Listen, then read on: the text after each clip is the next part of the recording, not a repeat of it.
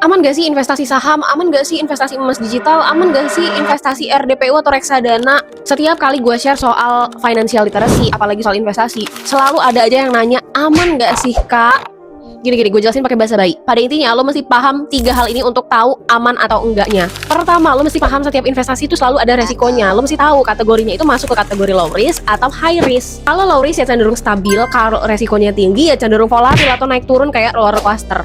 Kedua, kalau lo pakai broker atau aplikasi atau platform, lo lihat penjaminnya itu siapa? OJK, Bapepti, atau badan apa yang menjamin? Atau kalau bank digital nih, suku bunganya itu berapa persen yang dijamin sama LPS? Melebihi persentase yang dijamin sama LPS atau enggak? Artinya lo mesti paham ada resiko di dalamnya.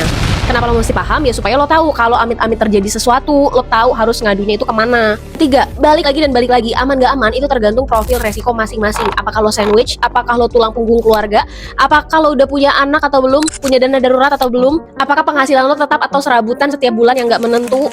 Makanya gue bilang kita tuh nggak bisa asal nyontek portofolio orang lain.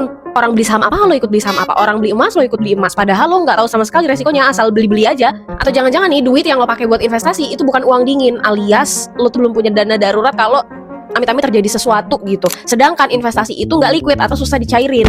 Bayangin, apa nggak kelilit pinjol cuman karena demi investasi?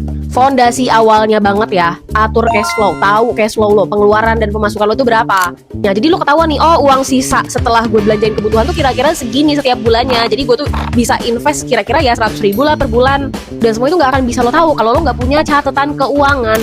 Gue udah nyatet keuangan gue dari zaman masih freelancer, dari serabutan, income gue masih ratusan ribu doang, sampai gue punya triple income ya gue masih catat keuangan gue. Gue bisa catat di HP, tapi dashboardnya lengkap kayak gini, ada analitisnya. Gue sih pilih yang simple ya supaya gue bisa lakuin terus. Jadi lo bisa analisis dan evaluasi itu dalam setiap bulan bahkan setiap tahunnya. Kalau lo mau mulai untuk ngatur keuangan, ngatur cash flow, dan pengen samaan template keuangan yang gue pakai, komen aja financial tracker, nanti gue akan kirimin ke DM lo. Dan jangan lupa follow gue buat tips ngatur uang lainnya.